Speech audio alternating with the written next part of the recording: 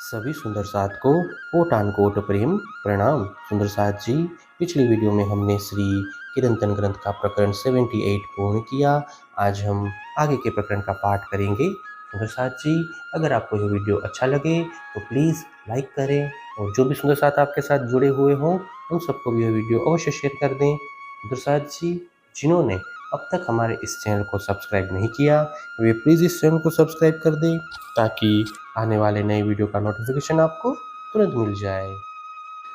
राग मारू साथ जी पहचानियो, ए बानी समया फजर, हुई तुम्हारे कारणे, खोल देखो निज नजर।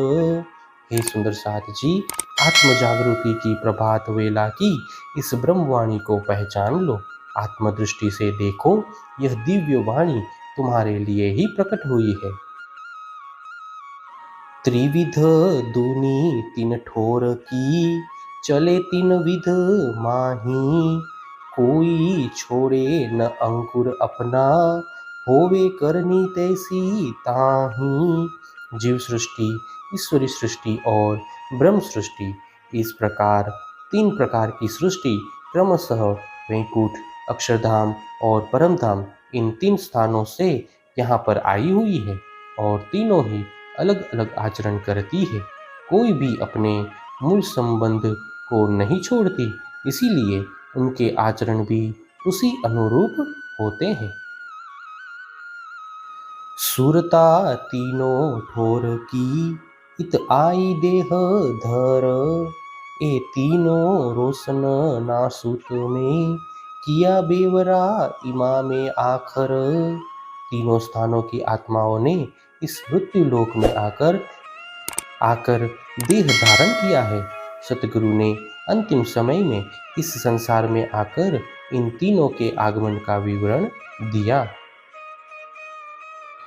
इन विध जाहिर कर लिखिया, शास्त्रों के दरमियान, तीन सृष्टि आई जुदी जुदी, पहुँचे आप अपने ठोर निदान।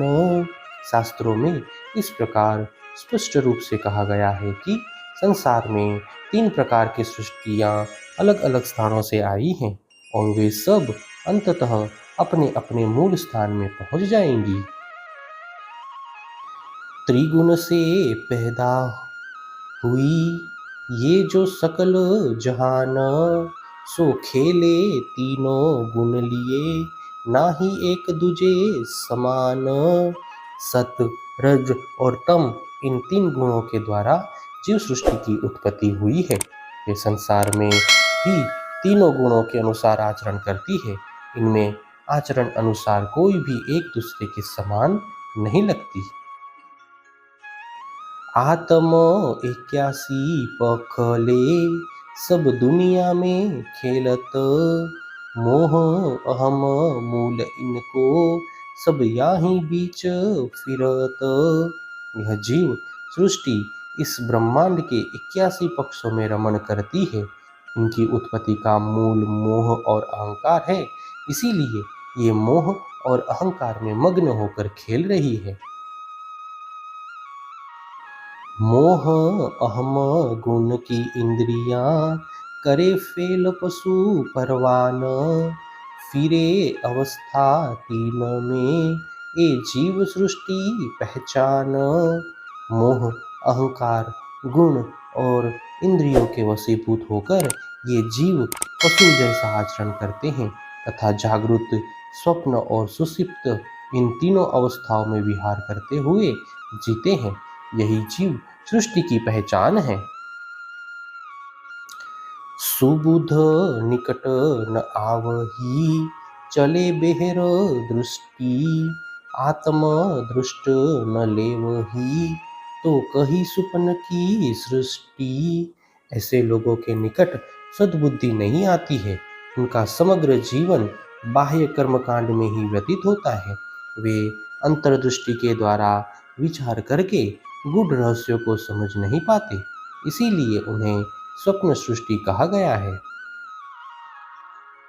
जागृत तरफ दुनिया की, सोवत सुपना ले, देखत सुपना नींद में, ये तीनों अवस्था जीव के।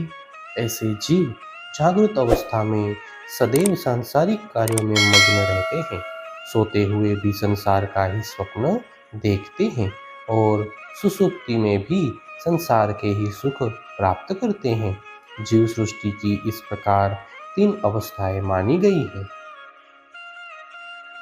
और सृष्ट जो ईश्वरी, कही जागृत सृष्टि आत्म, सुबुध अंग करनी शुद्ध, चले फुरमान हुकम।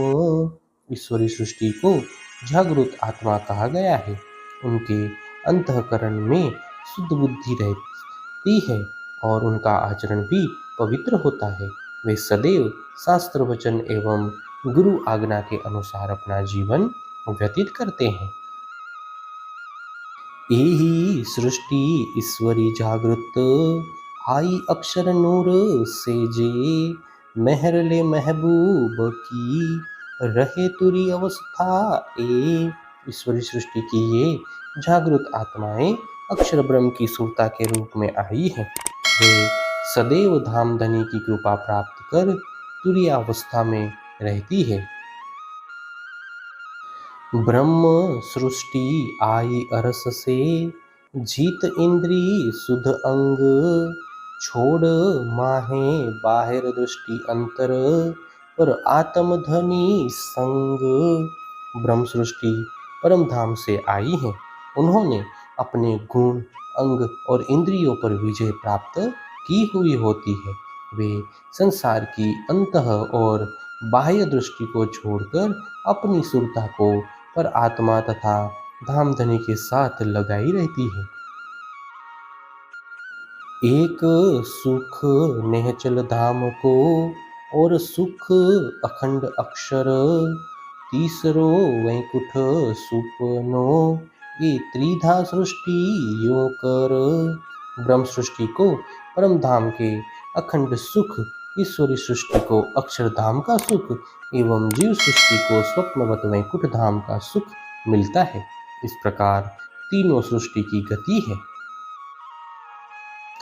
कृपा है के विध की, ये जो तीनों सृष्टि ऊपर, एक एक पर कई विध, इनका बेवरा सुनो दिल धर।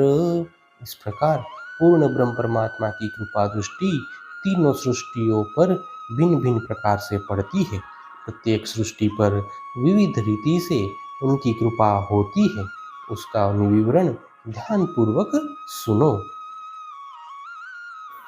कृपा करनी माफक, कृपा माफक करनी, ये दो माफक अंकुर के, कई कृपा जात नागिनी। प्रत्येक को कर्मानुसार धनी जी की कृपा प्राप्त होती है एवं धनी जी की कृपा के अनुसार उनके कर्म होते हैं, परंतु ये दोनों बातें मूल संबंध के अनुसार ही होती है। धनी जी की कृपा कितनी मात्रा में और किस प्रकार प्राप्त होती है, उसकी गणना नहीं हो सकती। धाम अंकुर एक विध को, कई विध कृपा केल, ये माफक कृपा करनी भई, करने खुशाली खेल। सब ब्रह्म सृष्टियों में परम धाम का मूल संबंध एक ही प्रकार का है, परंतु खेल में उन पर धनी जी की कृपा कई प्रकार की है। इस खेल को अधिक सुखदायी बनाने के लिए यहाँ पर धनी जी की कृपा के अनुसार ब्रह्म सृष्टि का रहन सहन होता है। हे सुंदर साथ जी, इसी के साथ श्री निरंतन ग्रंथ के प्रकरण 79 की 16 तक की चौपाई का पाठ पूर्ण हुआ। आगे की चौपाइयों का पाठ हम नेक्स्ट वीडियो में करेंगे।